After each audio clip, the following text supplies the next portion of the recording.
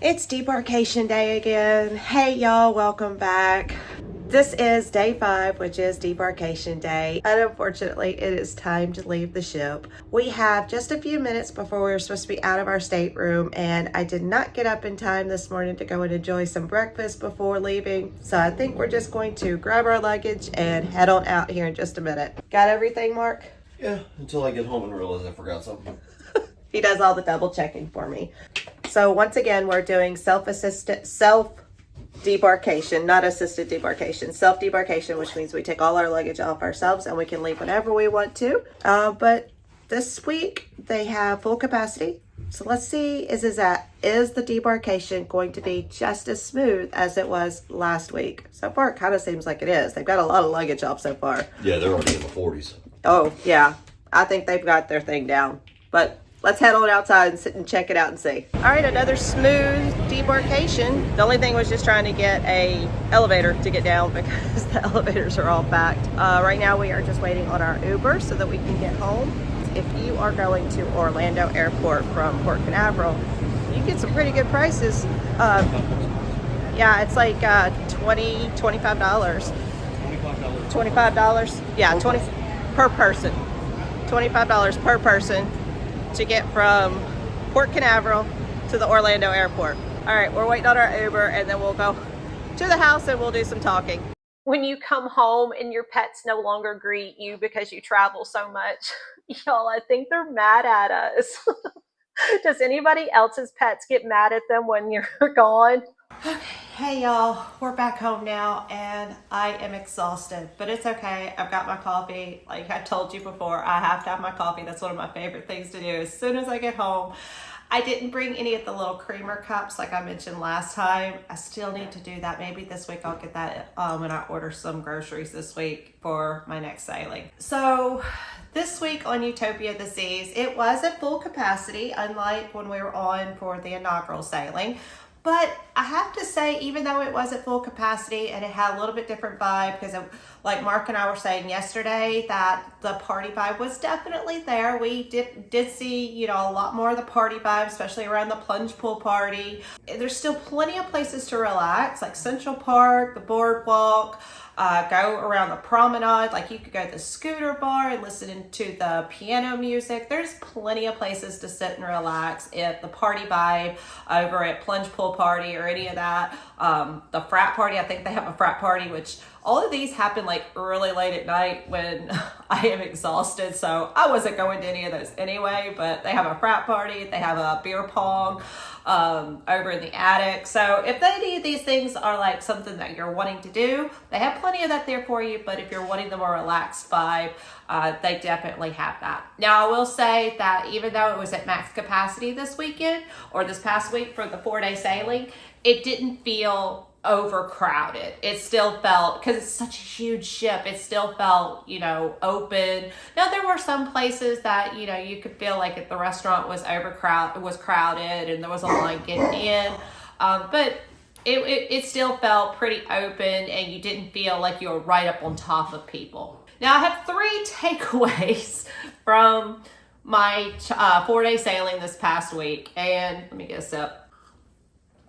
And so number 1, I've heard several people talk about the curtains, that the curtains don't close all the way in the room and it brings a lot of sunlight in the room.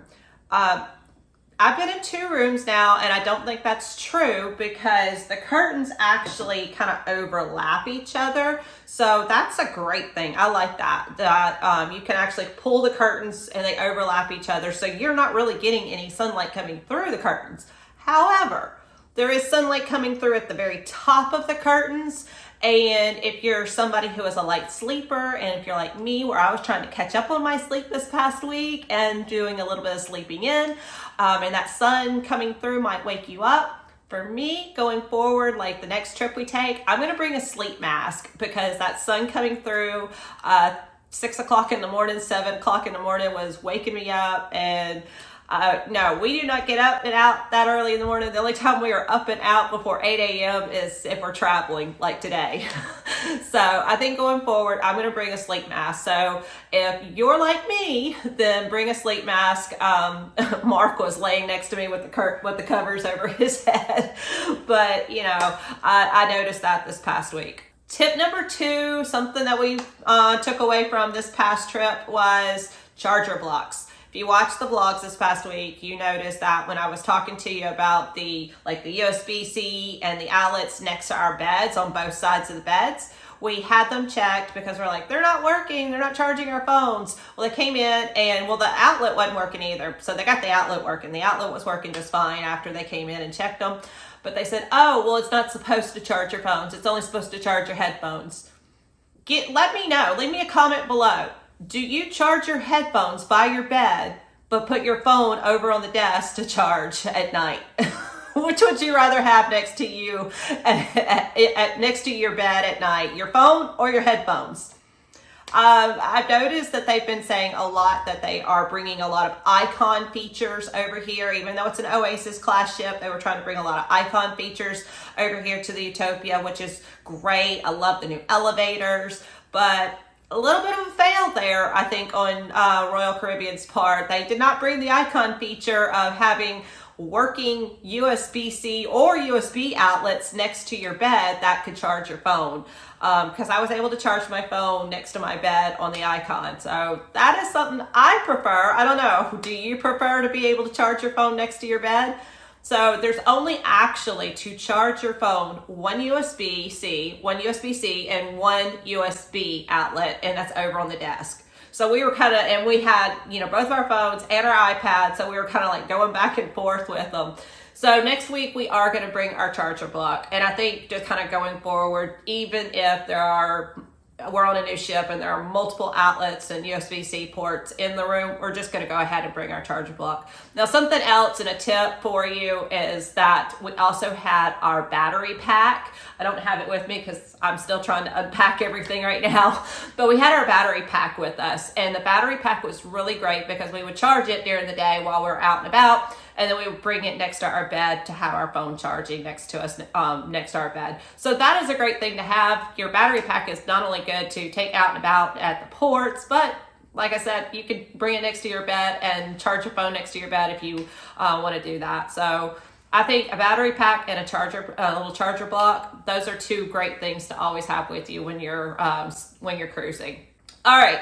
Tip number 3, or takeaway number 3, I should say, because this should go without saying, but I did mention to you all in my very first vlog on Embarkation Day that I was feeling like I was struggling not having internet because we didn't purchase the internet package this week, and I didn't know how I was going to do. Y'all, I should have just stayed away completely from the internet, but we signed in because AT&T said, hey, if you can sign in and you can pay, like, I think it was, I forget how much it was. I'll do another video because I feel like it warrants another video to make you aware of this. But it did share with us a little text message saying that we could sign in with our international package, and it would actually be cheaper, the internet, than if we had bought it through Royal Caribbean, which was $30 a day. So we're like, oh, okay, let's go ahead and do that. Yeah, Mark left his off airplane mode. And that is something I always tell everybody, make sure you're always in airplane mode because you will rack up some charges.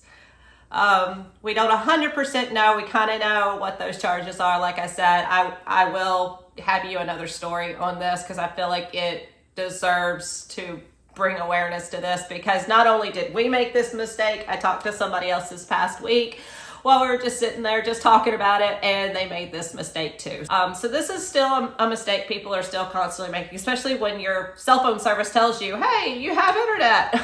So I'm going to I'll have this story for you in full details. If you want to know the full story and some tips there for it, definitely make sure you hit that subscribe because I will have all that there for you. But gosh, leave your phone in airplane mode. Just spoiler alert, just right there, just leave your phone in airplane mode. I should have just stayed away from the internet. So we had a lot of fun this past week. We really did. But we have one more time that will be on the Utopia at the Seas. And I'm really excited about this one because this one's gonna be a little different. It's still a 3-day weekend. It might be at max capacity as well because it does look, I've already looked it up, it does look like it's all sold out. But we will be in a junior suite. This is my first time to ever be in a junior suite on a Royal Caribbean ship. So I'm really excited about that. I've talked to a couple people last weekend that were in junior suites and they said they loved it. That was really nice. I can't wait to see what the junior suite is like. Plus, not only do we get to check out the junior suite and share with y'all what that looks like, but we get to go to the Coastal Kitchen for the first time. Coastal Kitchen is for suite guests, but they will open up the Coastal Kitchen at night for dinner for junior suite guests. So with reservations. So definitely I'm going to make sure I have a reservation so we can check out the Coastal Kitchen and see what that's all about. Plus, if you saw yesterday's vlog, we got Hideaway Beach passes again with our casino offers. Instead of onboard free play or anything like that, they offered us Hideaway Beach again. So I'm excited to get to go back to Hideaway Beach and share a little bit more about that with you. Definitely make sure you hit that subscribe. And if you have enjoyed any of these vlogs this past week, I'd really appreciate a big thumbs up. Thank you so much. And until next time, bye for now.